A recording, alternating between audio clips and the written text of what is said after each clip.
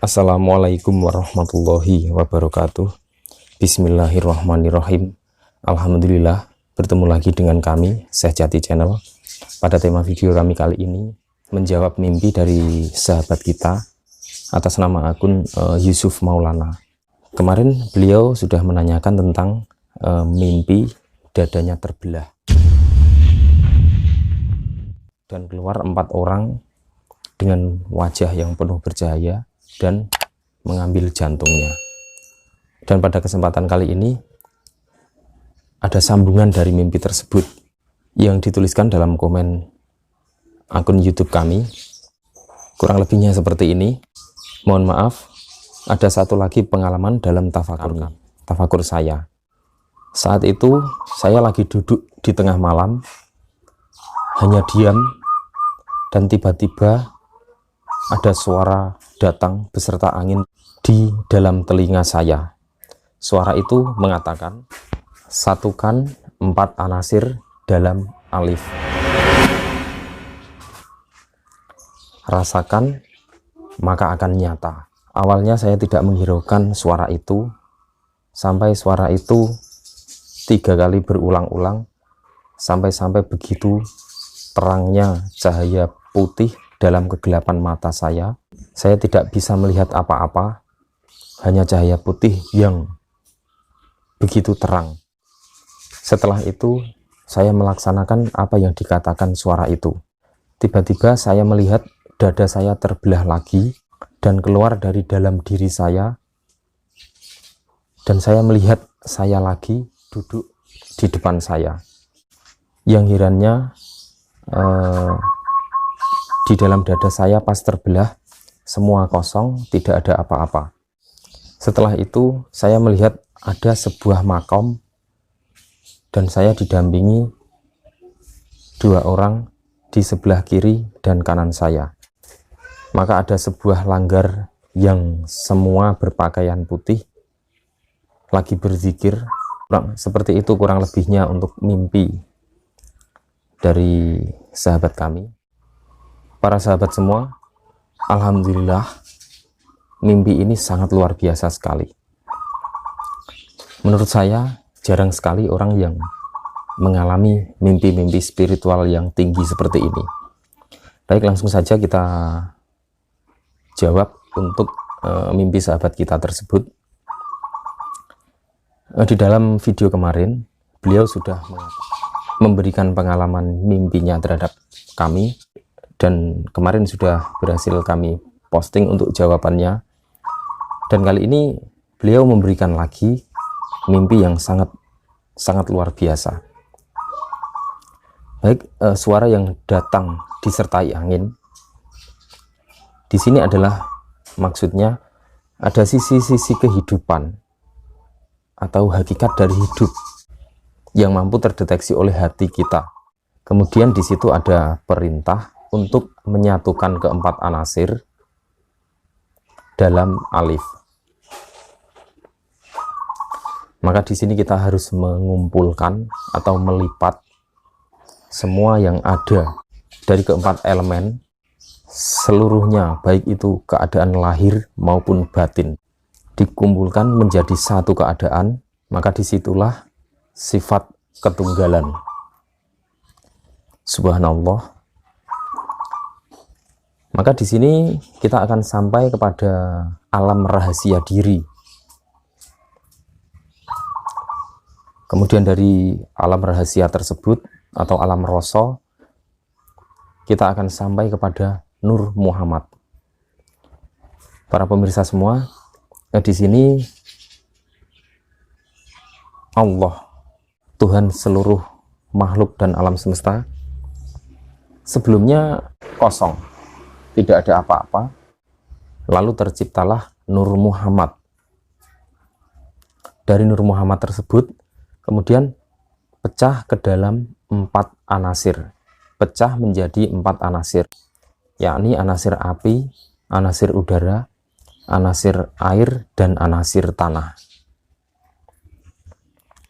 Kemudian dari ke-4 anasir tersebut baru terjadi proses-proses kehidupan yang berangsur dalam masa mungkin sampai miliaran tahun, sehingga terjadikanlah sampai alam saat ini, saat kita menyaksikan alam ini. Jadi pada saat kita mendapatkan perintah untuk melipat, untuk menyatukan keempat anasir, maka kita masuk ke dalam sisi batiniah yang paling dalam, lebih dalam dari hati nurani, karena keadaan anasir tersebut sangat-sangat jauh dari nurani. Mungkin Anda nanti bisa saksikan pada video-video kami sebelumnya yang berjudul Hakikat Anasir atau Asal Mula Kejadian Anasir, atau banyak sekali yang sudah kami satukan dalam playlist video kami tentang anasir tersebut. Dari anasir, maka kita akan satukan hingga masuk ke dalam alam rahasia diri. Kemudian di situ terjadi 3 kali sampai 3 kali bisikan ya. Maksudnya di sini adalah 3 keadaan sampai diulang-ulang. Dari sisi kehidupan manusia kita sendiri, kemudian sisi batiniah juga terasa, juga terdengar suara tersebut, dan yang selanjutnya adalah sisi ketuhanan yang betul-betul ini adalah keadaan alam Tuhan yang mengatakan. Maka kemudian di situ diterangkan selanjutnya, setelah dilaksanakan penyatuan ini, kemudian dada terbelah lagi, lalu terlihat Anda keluar dari dalam dada, keluar dan duduk dari dalam dada Anda. Itulah hakikat diri atau diri sejati, atau kadang orang juga mengatakan dengan sesebutan guru sejati atau apalah itu, tapi itulah hakikat diri kita yang sangat jauh dari diri yang di luar ini, yang masih sangat banyak tersentuh dosa-dosa. Kemudian setelah diri tersebut keluar, di situ terlihat bahwa dada itu kosong. Maka disitulah salah satu keadaan alam ketuhanan, yaitu alam kekosongan. Tapi mohon diperhatikan bahwa Tuhan itu sendiri adalah bukan kekosongan itu, tapi itu adalah keadaan alam. Dari keadaan alam tersebut masih sangat jauh untuk bertemu dengan Tuhan itu sendiri, karena Tuhan sendiri tidak mampu diukur oleh perkataan apapun, tidak mampu diukur oleh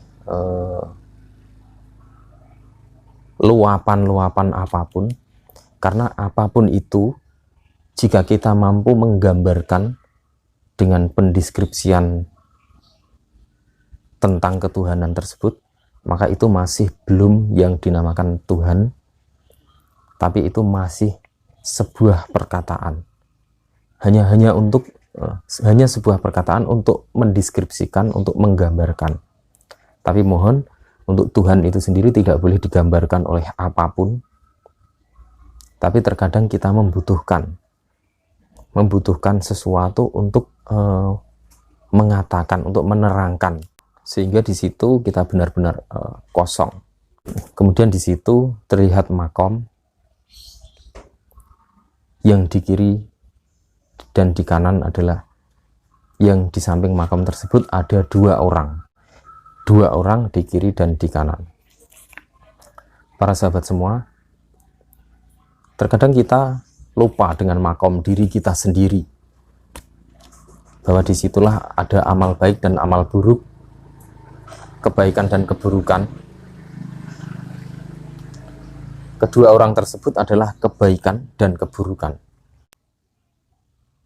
Itu adalah hakikat dari diri kita sendiri juga. Kedua hakikat tersebut selalu berzikir, untuk selalu mengarahkan bahwa semuanya baik dan buruk itu adalah datang dari Allah. Tiada beda antara keduanya jika kita sudah berada di dalam hakikat keadaan tersebut. Karena pada hakikatnya semua tercipta dari Allah, baik itu keburukan dan kebaikan, tanpa dikehendaki oleh Allah, maka itu tidak akan mampu terwujud, tidak akan berjalan di dalam kehidupan kita ini. Dan disitulah kita harus benar-benar mampu mengetahui keagungan Allah Subhanahu wa Ta'ala. Subhanallah, sahabat kami yang tercinta, mari kita satukan keempat elemen ke dalam alif. Kita satukan semua lahir dan batin kita terhadap Allah. Di sini huruf alif adalah lambang keesaan, arah vertikal kita kepada Allah yang ada di dalam ketinggian hati kita. Di situ dijelaskan bahwa di dalam dada tersebut adalah kosong. Para sahabat semua, sebagian para sufi mengatakan di dalam dada adalah hati, di dalam hati adalah hakikat dari rumah Tuhan.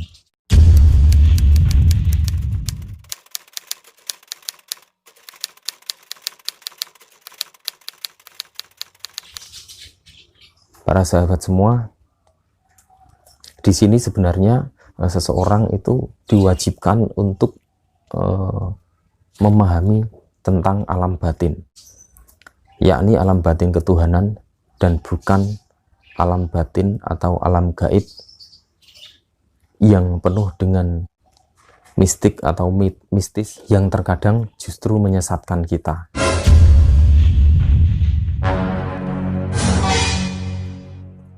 Lepaslah semua alam-alam batin yang masih tahap-tahap rendah, jadikan itu semua adalah batu loncatan untuk kita mampu mengetahui hakikat alam batin itu sendiri.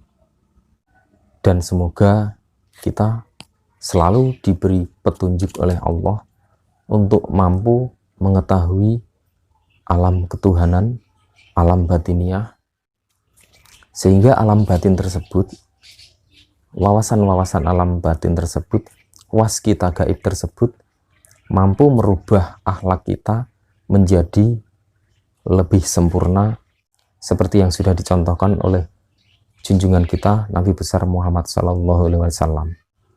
Sebelumnya kami mohon maaf jika ada penyampaian yang kurang atau perkataan yang kurang etis, yang kurang sopan mungkin.